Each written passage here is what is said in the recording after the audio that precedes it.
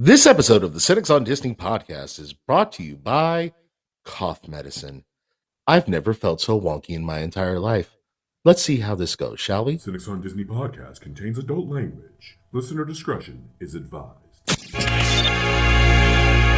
This is the Cynics on Disney podcast, presented by nightclub33.com.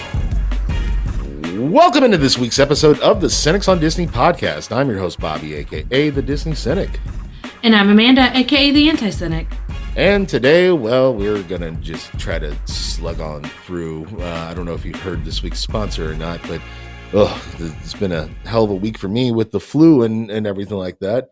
I've had to swap out Amanda before, but I think I'm too integral to this podcast for me to be swapped out due to an illness. So I mean, you set everything up, so yeah. You don't know how to open the computer. Really, that's really what it boils down to. Oh my god, whatever. Yeah, I know. I made it way too simple, but anyway, I digress. Today we are going to talk about a dining location that should be right up my alley. It should be like my favorite restaurant on property.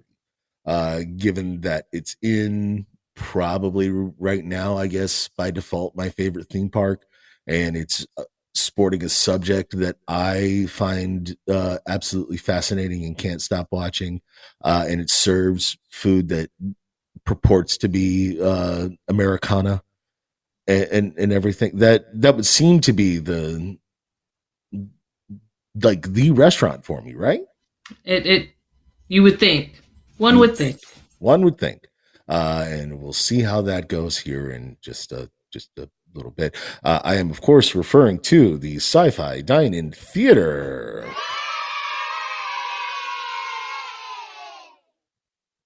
Amanda, what kind of history shit can you give us on the Sci-Fi Dine-In Theater?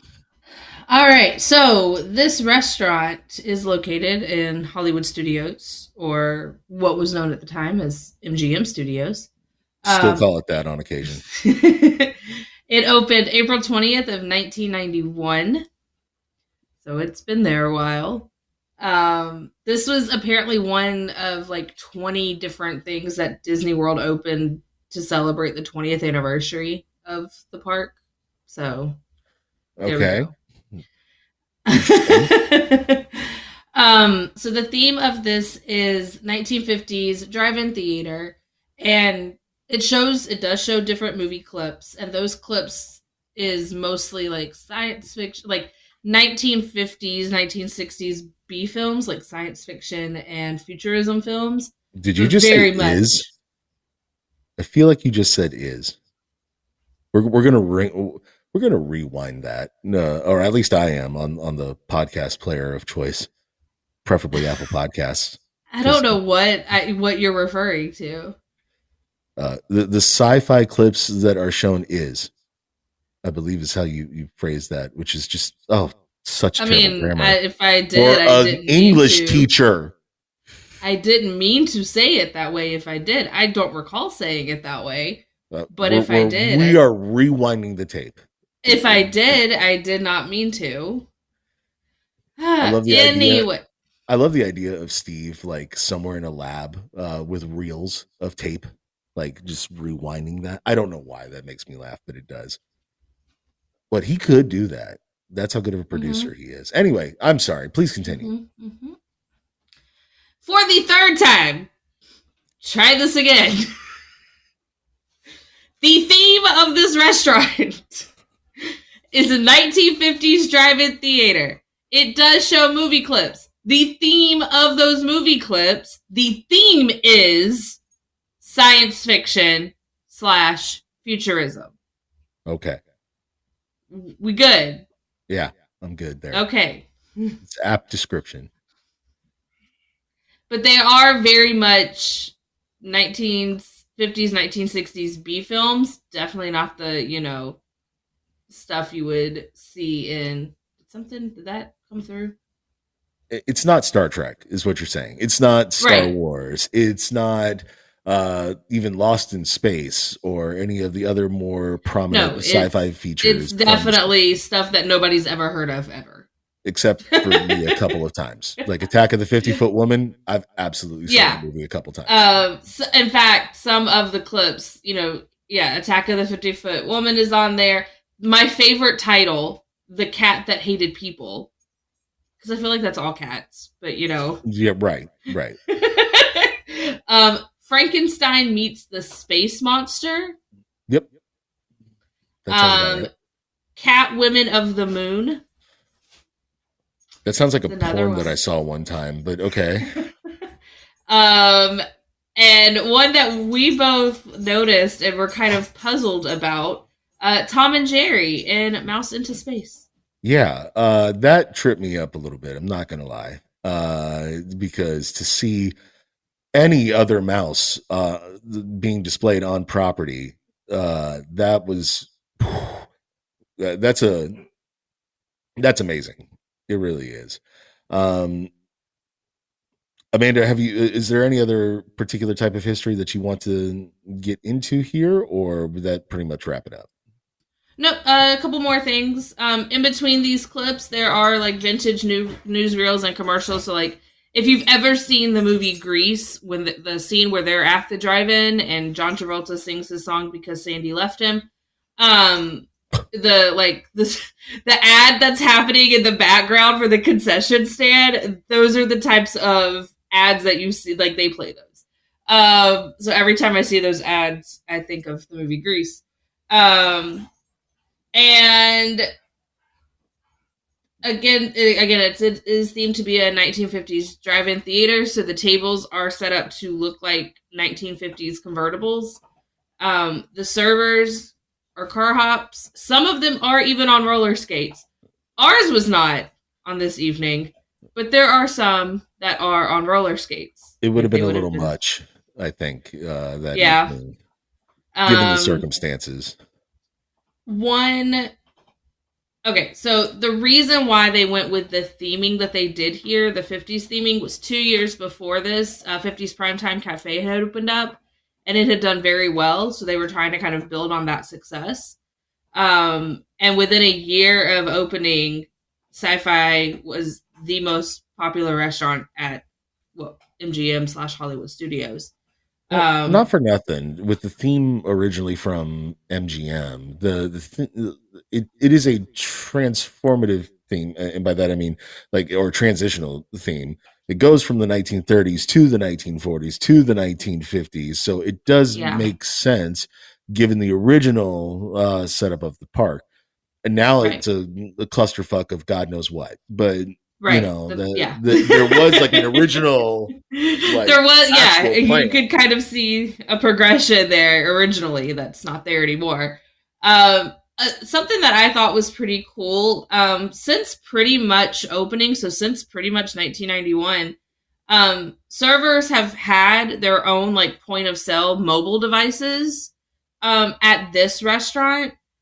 The technology for this had just been developed like not long before the restaurant opened. And in 1991, this kept up with the theme of, that whole futuristic science fiction theme.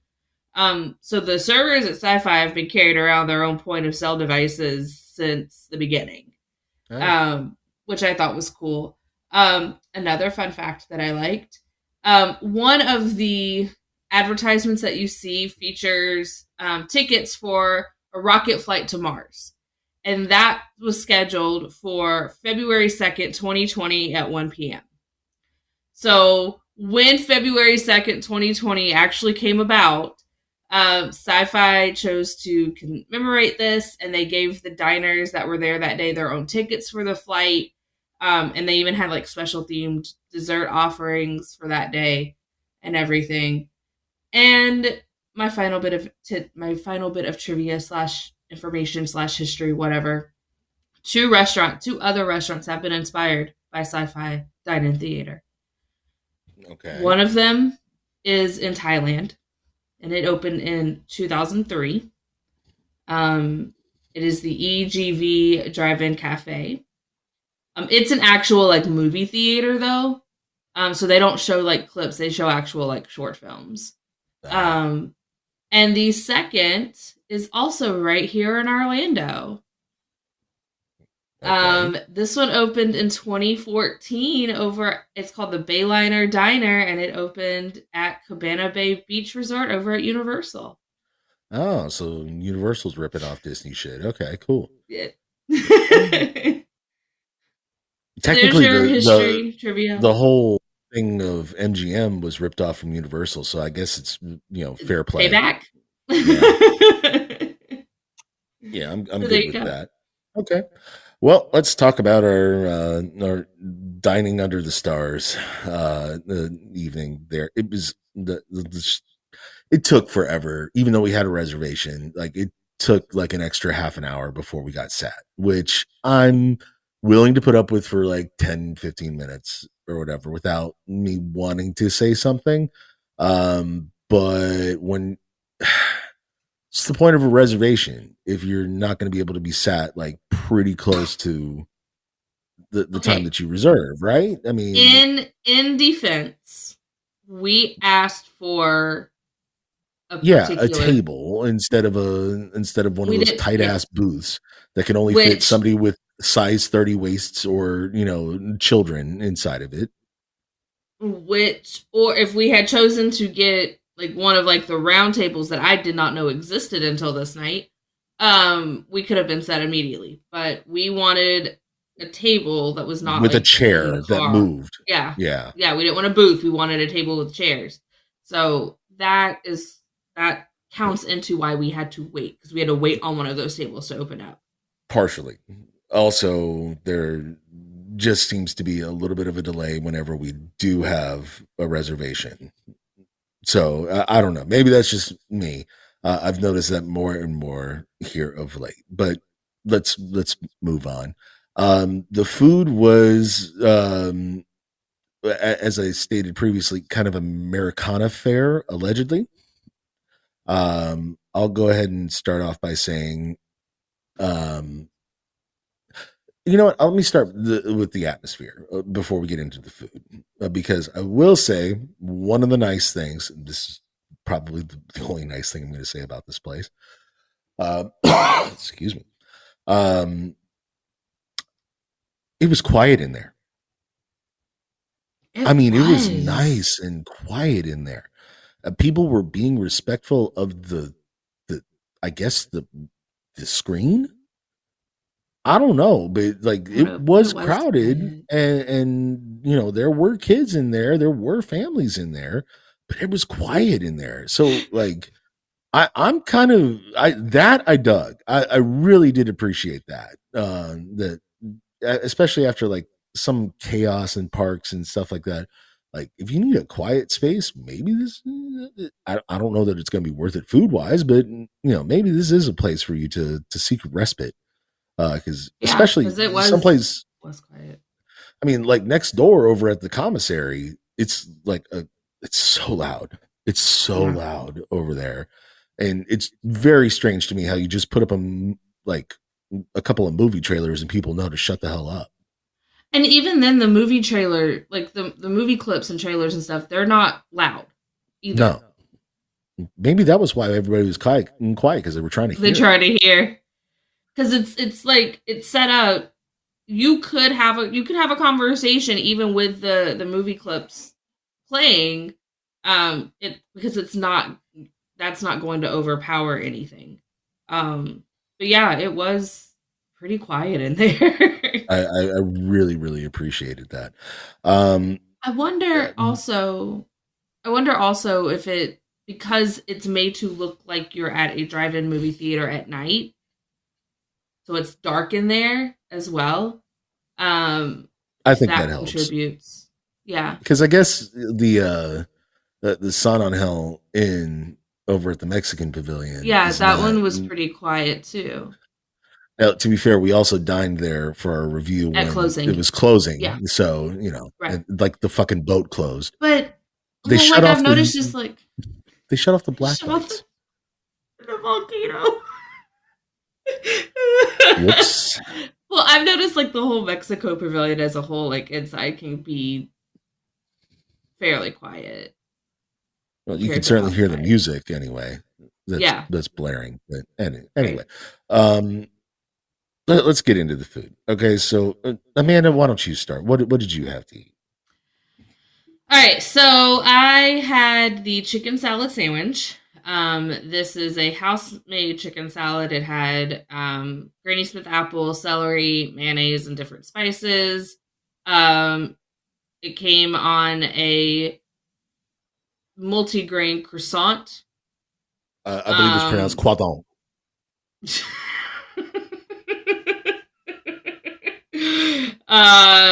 Yeah, I'm Am not I getting wrong? into. I'm not attempting the French pronunciation here. Croissant. I will butcher it. Um, You took French. yeah, in high school. That was how many years ago? I'm Let's not coming get up into that. on 20. Um, and then it also had bacon, lettuce, tomatoes, and a cilantro avocado aioli on this. Now, Fucking aioli. I of course do not eat bacon, so I had them put the bacon on the side and I gave it to you. You got my Yes, I bacon. did. um, but I kept everything else. And I wish I would not have kept that aioli because I think that aioli ruined it. Honestly, it was. Aioli I ruins didn't a even lot. finish the sandwich. I didn't even finish the sandwich. I tried so hard, um, but yeah, I just couldn't. I really believe that aioli ruined that sandwich. So it was not great in my opinion. Okay. It did come with fries, So um, there's that. which were decent. And then I also had a milkshake, a chocolate milkshake, which was the thickest of milkshakes. Like Okay. I don't know that it was. Well, I also had a shake.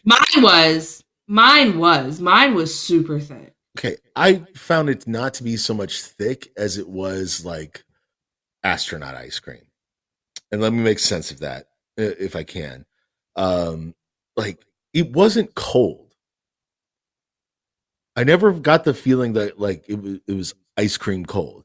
It was all it felt like it was like 55, 60-degree temperature, but it was still in the milkshake state or whatever for me anyway. And because of that, I kind of felt like it was a step above the broken McDonald's milkshake uh things. So it just I couldn't drink it though, like because of its consistency. It wasn't thick. It was just that it wouldn't go into that stupid ass straw because it's a paper straw and not a plastic or even a glucose straw, God forbid. What those glucose, at least the glucose ones are like solid at that point. Like the Yeah, fucking paper yeah, ones, you look at them the wrong way and they will collapse, upon each other. right. No, I get it. No, my milkshake though was like cold and thick. So, Did it bring all the boys to the yard? I don't know. Did it bring you? Damn right. That's all I care about. Well, it's because I like them thick. But anyway, um, in addition to my Oreo milkshake, had the drive-in barbecue burger. I skipped the bacon jam in lieu of real bacon. I also had them put the barbecue sauce on the side because I don't trust Disney barbecue sauce. Fair.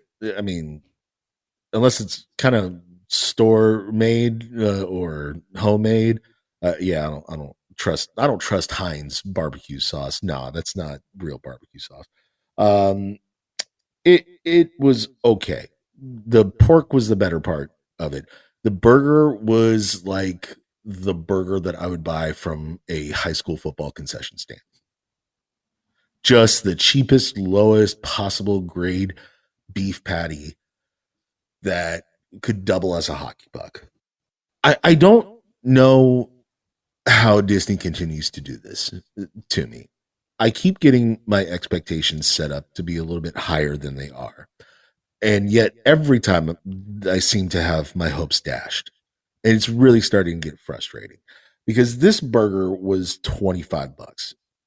Now, Yeah. that's not like unheard of if you go out to eat for a burger, but it's also not cheap by any means, and it just drives me absolutely crazy that these purportedly kind of foodie type items that they keep trying to put out there are made with just crap ingredients. Yeah. They really are. It's starting to drive me crazy a little bit. There's something I've noticed in our dining adventures with Disney. And I think this could probably be said for most restaurants just in general. I have noticed like the more over the top like the theming and decor is, the worse the food is. Yeah. And vice versa. If it's not overly like, decorative, there's not an overt like in your face theme, the food tends to be better. Again, your mileage may vary. I would also say that anything inside a theme park at this point is just junk for dining. There's really, outside of a couple of maybe food booths or something like that at one of the festivals at Epcot, which they're starting to get away finally from these year round festivals. It sounds like, because like Flower and Garden does not last until July 4th this year. I think it ends in May. Right. It does, I believe. Which is actually appropriate as far as I'm concerned.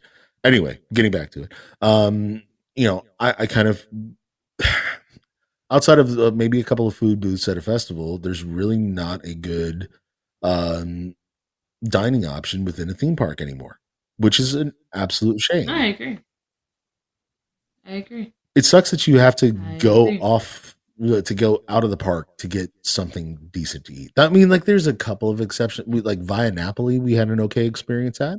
That was really good. That was good. And Teppanyaki over in Japan at Epcot is another one that we've had a couple of good experiences over there with, but there's not, outside of that, those are almost legacy restaurants at this point, and they're not. I don't know that either of those are operated by Disney. Ooh, I don't remember. I would have to go back into the archives to. Yeah, we don't have to find out. We don't have to go back into the archives necessarily, but So on my notes, I found my notes for Via Napoli. I don't know. I didn't put on here. Okay, helpful. If it was, I know, I'm very helpful. I did, however, note that they imported their water for the pizza dough. So there was that. Well, that doesn't sound like something Disney would do. So I'm guessing that it's probably not Disney run. Okay, Disney's not importing water. They're importing water from Bay Lake. They're just getting a cup out of the fucking cupboard and like dipping that into Bay Lake and saying, "Yep, here's your fresh water." Yeah.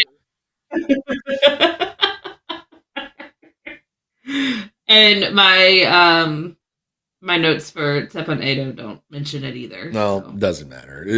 I guess my point is that there are some restaurants that perhaps break the mold, but for the most part, I think that all theme park dining at this point is just trash and not worth it.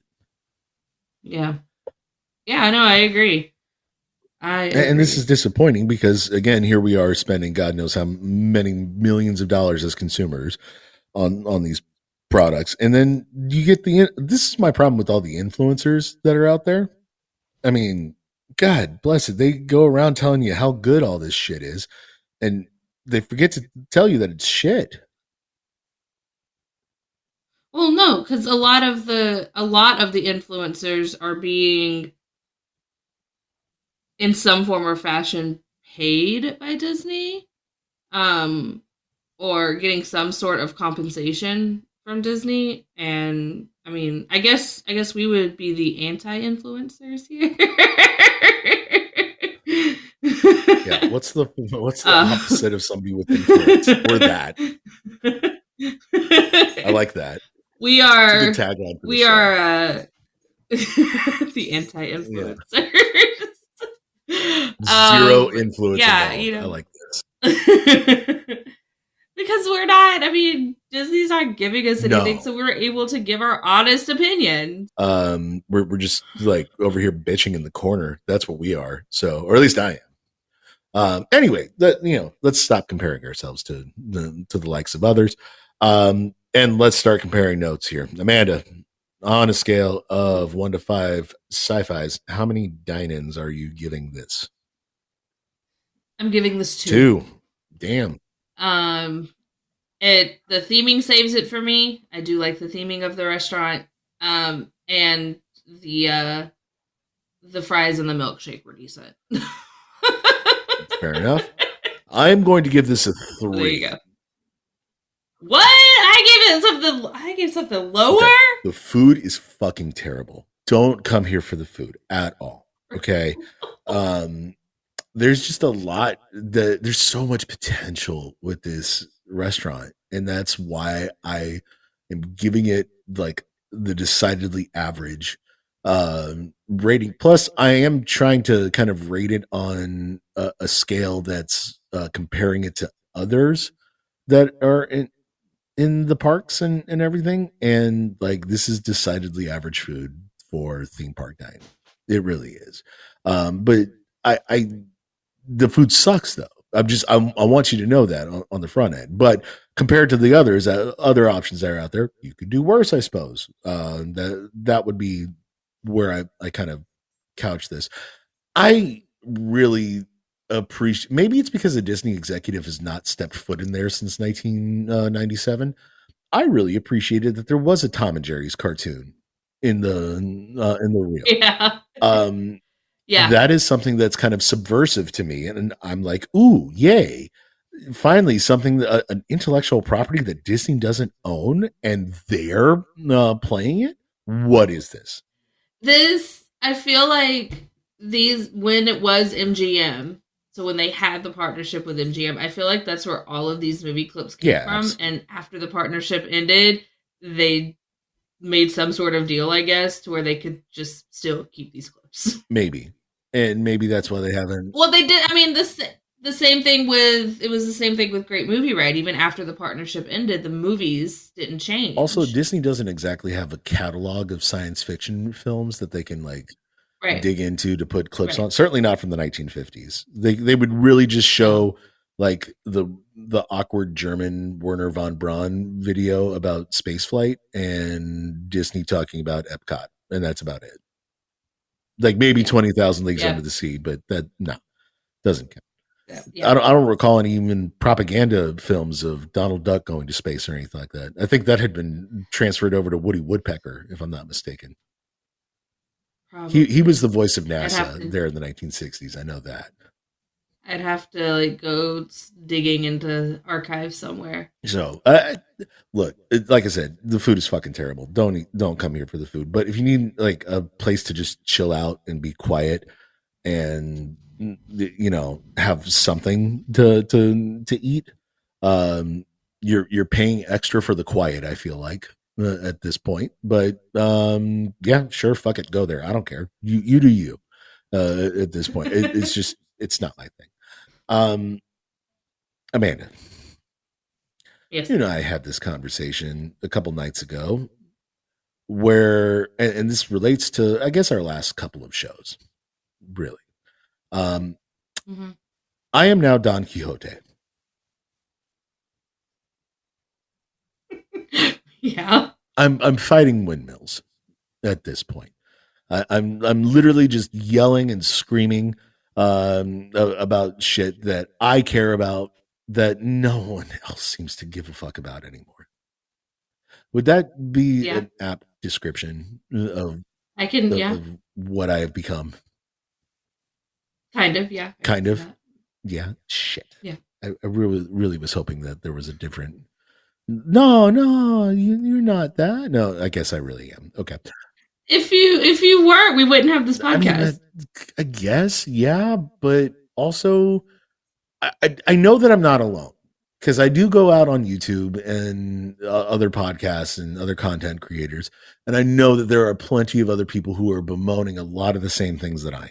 So I don't feel alone in that respect, but I am starting to get like um, kind of burned out. And something popped up literally today, um, for instance, that like it just it made me feel so angry, and yet nobody cares. And that would be that when the Communicore Pavilion is complete, there will be a stage show for Encanto. Does nobody know what the fuck Communicore was when it opened? No, no one does. No one has any idea. Like It's very clear that no one knows anything about Epcot. Jesus, tap dancing Christ. Go pick up a Burn Bomb travel guide from 1987 and fucking figure it out. It's driving me crazy that they're using a legacy name like Communicore and throwing in something like Encanto. It makes no sense. None whatsoever. I'm trying to figure out, like, why is Encanto even in Future World? Or whatever world it is because now. They can't squeeze it into another country. That's why. I mean, that's really what all this stuff boils down to. I mean, they have the perfect opportunity to squeeze Coco in over at Mexico. I mean, if they're gonna fucking do it, they might as well do it. But I guess Coco doesn't have the same sort of resonance with the whole "forgot about Bruno" crap or whatever, and so now we're gonna have to hear that shit throughout the day. Starting, I believe it's June 10th is the opening for the whole of this not Future World area. That's when they allege all the construction and everything will be done. Yeah. That's exactly. It should be done by now if they're planning on opening it in January or June 10th. But I don't think it's done. I don't think it's done. So, a couple of news stories. I feel like that we really should also cover here. Did you know that because Epcot is not Epcot anymore, that they are releasing one of those old school travel channel style documentaries on National Geographic? Okay. Apparently on April 29th on National Geographic, and you can also stream it on Hulu and Disney Plus. They will be releasing a documentary called Epcot Becoming, which showcases the reimagining of Epcot for a new generation. Watch as Walt Disney World resort teams rise to the challenge of bringing the constantly evolving park into the future, from creating an innovative new coaster to exploring the wonder of water, and culminating with the debut of the next legacy nighttime spectacular, Luminous: The Symphony of Us. Here's the thing. They didn't bring shit into the future. No, they really didn't. In fact, they kind of are. The only I can see it with Guardians, that being a bit, because the way that coaster's done, you don't see that. But everything else is, nothing is futuristic about Moana: Journey of Water. Nothing is futuristic about these gardens that they've added. Nothing is futuristic about the seating that they've added. And I get that they've added like charging places where you can like charge your phone or whatever to the, like, in the outdoor seating area. That's not futuristic. You are behind on that aspect. I would also point out that they're kind of stuck in the past. They are. And it makes me mad because this was not supposed to be a park that was stuck in the past. This was supposed to be a park that was constantly evolving and futuristic, and it's not. So, what I mean by stuck in the past is now they're trying to shoehorn in intellectual property into everything, right? Right. But it's so That angers me. I of course it angers me. I think we all know that at this point. I'm trying not to go down necessarily the same ranting This is route. not the park for IP. My thought though on it is that they keep trying to shoehorn this shit in like 5 to 7 years after the fact. And Yeah. like if you take a look at what they did in the 90s with Animal Kingdom and starting the it's tough to be a bug thing, 9 months Before.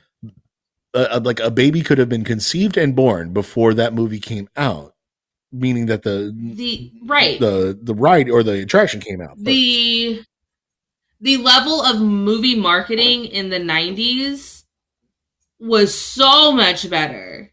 They don't even like advertise their movies anymore. In the 90s, I couldn't escape advertisement for their movie. Well, okay, to be fair, we're also on like a different algorithm now, right? You know. No, I get that, but you know, you still don't see I don't see anything in the parks about new movies really until after they've already come out. They suck. I don't see right, but still like like you were saying, it's tough to be a bug. That attraction opened 9 months before the movie came out. Well, that to me would be saying, "Hey, I'm looking towards the future because I have a future movie coming out." And what they're doing now is saying, you know, 4-year-olds like to sing "We Don't Talk About Bruno," so how can we make that work? Can we justify this in any way, shape, or form? And to me, no, you can't. You cannot justify Encanto in Epcot. You cannot unless you build a Colombian pavilion. You cannot. And by the way, that pavilion, we don't need to have that pavilion in Florida. I am just saying. There's a lot of Colombian product on the streets in here in Florida. So that would. Yep. I'm just saying. Yep. They don't really have a place outside of the Magic Kingdom to throw Encanto, but they don't have anything that they are trying to replace with Encanto over at Magic Kingdom. So they're just saying fuck it, and that's why this documentary thing is driving me crazy because they don't know what they're doing with that. Like they are clearly trying to change the theme of the entirety of the theme of Epcot at this point. They are. It's not what it was. Neither is MGM and neither is Animal Kingdom anymore. Not even, I mean, Magic Kingdom doesn't really have like a park-wide theme. It has themed lands, but it's not a park-wide theme. So you can do whatever the fuck you want to with that. But these other theme parks, they were literally park-wide themes. And it's driving me nuts that they're just dropping that in favor of something else. Just a discombobulated mess at this point. And that's a little frustrating to me. I don't know about you guys. Am I just being Don Quixote at this point? Like I would like that kind of feedback from our listenership. Same goes for you. Am I being Don Quixote about this? I don't think so. I think these are legitimate concerns, and like you said, I've started to see more people kind of like speaking out about this. I mean, it's most of the stuff that you see on social media is still going to be overwhelmingly, yes, we love everything that Disney is doing, blah, blah, blah. But I have started to see some people who are like, yeah, no, this is stupid. Why are you doing it? You know, it's frustrating. And it's frustrating for me to see this happen. As much as I love Epcot, that being my favorite park, this just makes me so mad to see that they have taken what Epcot was supposed to be and have just like it's not anything like it was supposed to be. It's not anything that, I mean, even the name, we're not even keeping up with with what Epcot stands for, No, like at all I think they anymore. dropped the acronym part of that a while back, certainly. But um, at the end of the day, here, I get they want to try to bring different types of experiences, but I think part of creativity. I saw that of all things, you guys are going to make fun of me for this, but I watched the behind the scenes shit with Star Trek to The Wrath of Khan. This is something that's near and dear to my soul, but you guys don't give a shit about it, I'm sure. But there was a poignant statement made in that behind the scenes thing. The kind of the public reception of Star Trek the motion picture was that it was slow and boring, and part of that was because the studio just kind of gave them an unlimited budget compared to the budget for Star Trek 2, which was like $12. And they kind of just said figure it out. And because there were restrictions placed on both the budget and some of the dialogue, and that there was a lot more studio involvement, it restricted a director and writer from going absolutely crazy and just being able to do whatever they want. I think Yeah. someone at Disney needs to be like a curator of these parks, and not, and that would be like an Imagineering position, I guess, where you take like a legacy person, like a Tony Baxter or a Joe Rohde or something like that, and they have the final approval over whether or not this attraction goes into this park. Like, you can design it up all you want to, but maybe he says, no, this works better here, and you have to change this, that, or the other thing.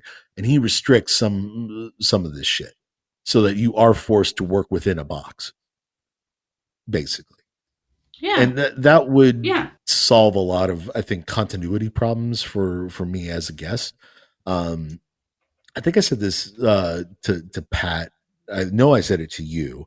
I don't think I said it on camera.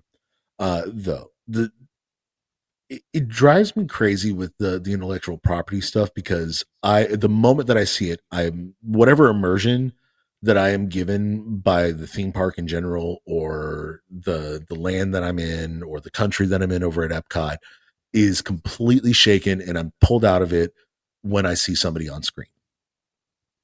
When I see a cartoon on screen, whether I see an actor on screen, because I know it's not real. And part of the reason why something like The Living Seas worked for me was because there wasn't a character that I had previously associated with the movie. Same thing for Body Wars over at what's it called? The Wonders of Life Pavilion.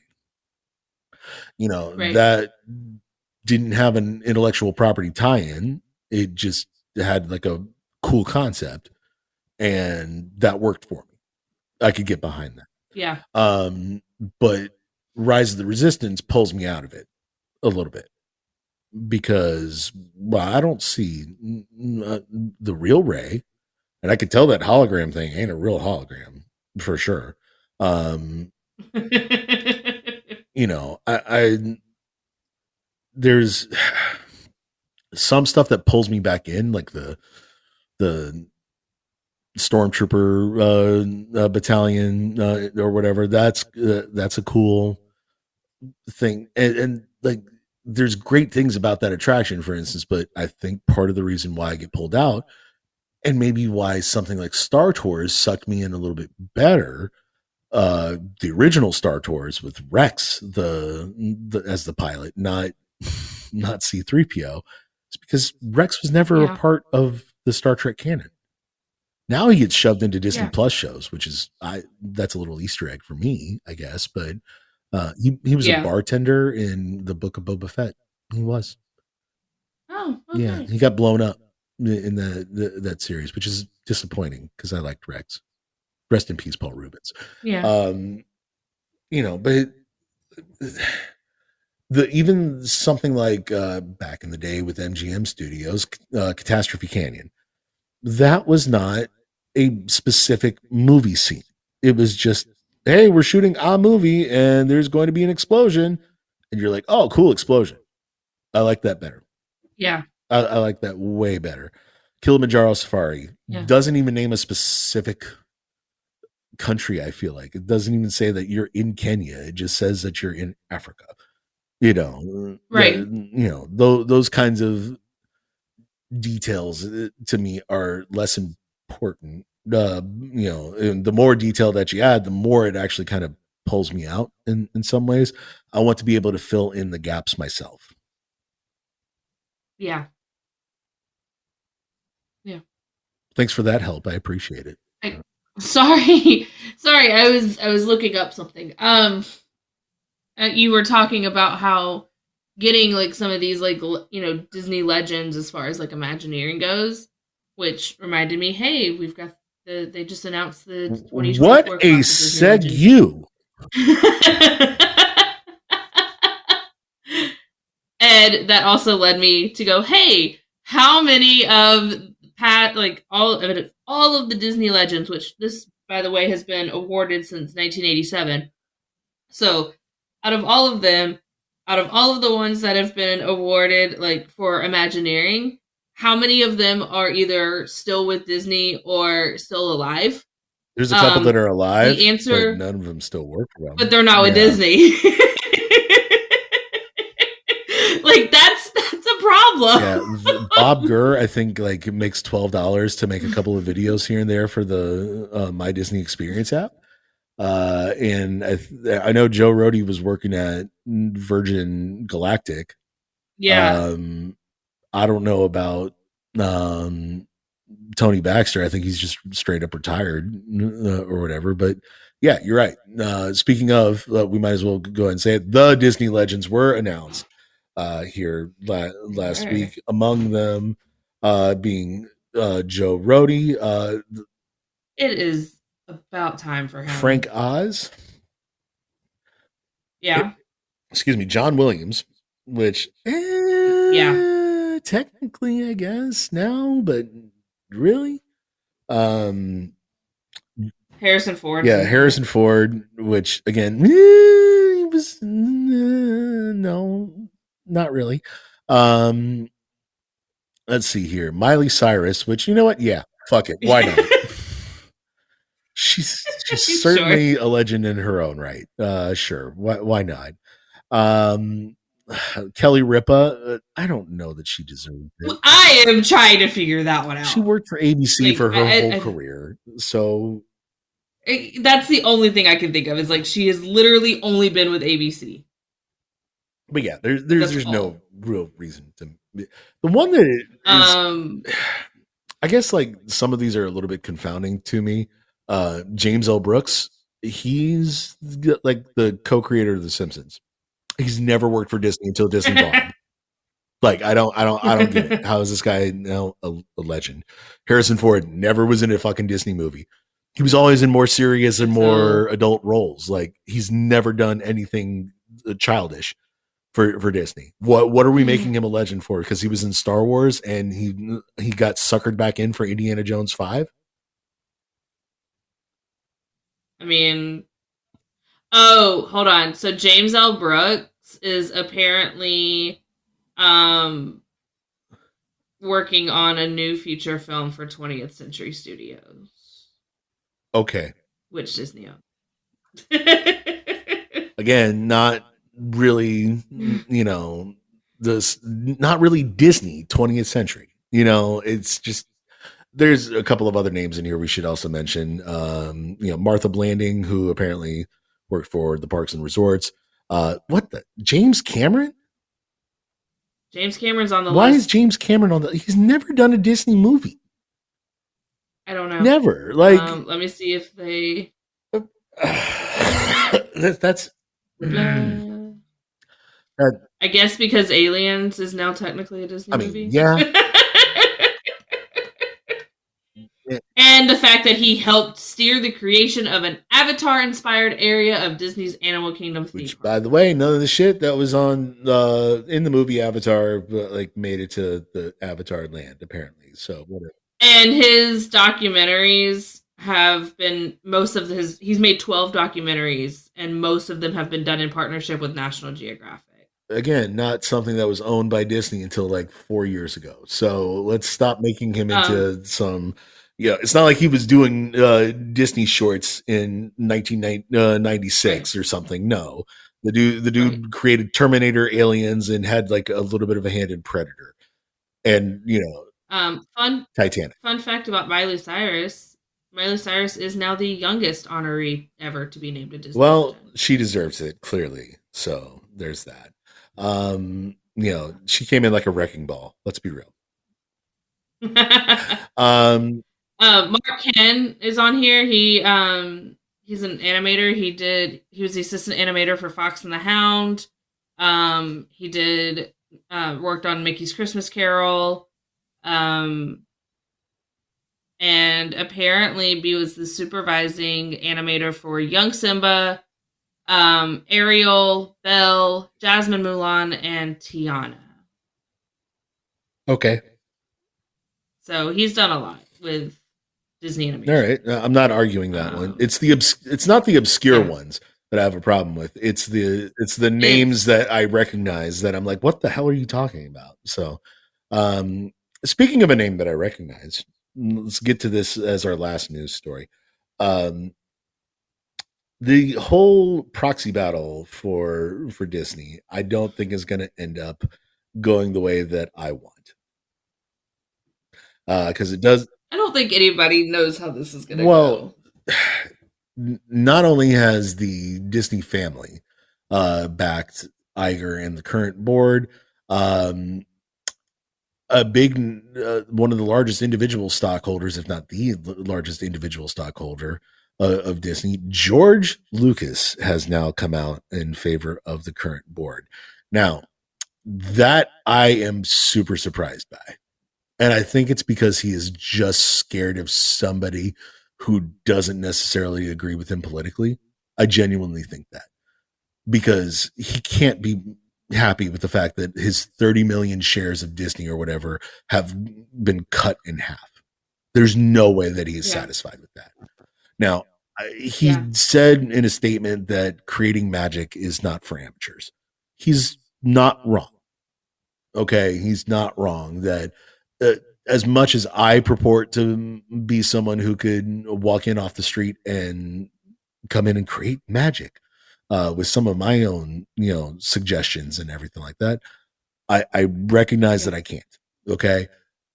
Also, 30-year-old George Lucas, the guy that created Star Wars, would have a major fucking problem with Bob Iger. yep, A yeah. major He would problem with him. So I absolutely am would. stunned that George Lucas gave his backing to Iger and the board. I'm disappointed by it. It's not that I want I think everybody's scared that Peltz wants to spin off like the parks from the studio and make them their own thing. And you know what? I understand why people would be scared of that. But I would also point to how Tokyo Disney is run. Yeah. Somehow they're able to turn a pretty decent profit without needing to be owned by Disney. They just license the characters, and Disney makes plenty of money off of it. So why not have the Oriental Land Company, I believe that it is, that Hmm. owns the those parks? I would have no problem with them stepping in and trying to buy out uh, Walt Disney World and make it its own thing. Yeah. Um, I would not be scared of that, but that's just me because at this point I'm sick and tired of just having my enjoyment level go down and down and down every time that I step into one of these things. The crowds keep getting stronger. I don't think that they're getting larger. I think that they're just getting more bold. And because we don't have Yeah. the same sort of crowd controls that we used to have, they're getting more and more frustrated. Prices keep going up on everything. I'm never expecting Hmm. them to go down at this point. I would just expect them to stay minimal with increases. fucking 5 cents instead of $5. That's the kind of thing I'm looking at. And you talk about the crowds, a lot of the, and this goes back to influencers. If you would stop these influencers from doing some of these behaviors that they're doing. But Disney keeps making money, so why would they? That to me is the problem. And you know what? Actually, you know what? They don't. They don't keep making money. That's indicated by the stock price. Right. But the parks keep making money, I should say, because we won't stop going. So, although this week was nice and quiet. So. Weird because it's Florida spring break, and you would think that would have sold out. I was at Epcot on Tuesday, and it was fairly empty. You know what? Good. Maybe that'll send a message. Maybe. I don't know. We'll see. Nice. Amanda, we're on social media, are we not? We are. Where might we be found on social media? You can find us on Facebook and that site formerly known as Twitter at Cynical Disney, and you can find us everywhere else. So Instagram, Threads, TikTok, Pinterest, all of that fun stuff at Cynics on. And of course, this podcast is brought to you by not only a whole bunch of cough syrup, but also by NotClub33.com. Make sure that you are checking out NotClub33.com for all the latest and greatest updates, including but not limited to the Notcast, which is supposed to be released pretty much every Friday. Not every single Friday, but pretty much every Friday at 4 p.m. Magic Kingdom time. That is East Coast time for all of you California folk. Over this last couple of episodes of the Notcast, we've actually had on a special fifth wheel, and that would be Derek DeBoer from, DVCresale.com. I don't know why it took me a second to come up with that. It's all the cough syrup. But he also hosts the World of DVC podcast, and he's been a guest on several other podcasts. He's pretty big out there for DVC folks. And Derek had a couple of pretty decent episodes, although I'm kind of pissed at him. He stole my bit. Of dancing before the being introduced. And you know what? I feel like I need to drop it now. I don't know what else to do, but I've got to garner some sort of attention over in my little corner, my bottom right corner of the Notcast. So I'm going to come up with something else to do since Derek stole my dancing bit. But anyway, I digress. In the meantime, guys, thank you so much for listening. We genuinely appreciate it, but we would appreciate it more if you could go out to YouTube or Apple Podcasts or Spotify or wherever you are listening to this here podcast on giving us a like or a rating of 5 stars, hopefully, although be honest, and drop us a comment or a review. We would genuinely appreciate it. That helps get us out there in the algorithm and expose us to more listeners. And trust me, guys, you do not want me exposing myself in any other way, especially since we have been doing more videos here recently. Until next time, guys, well, thank you again for listening and have yourselves a magical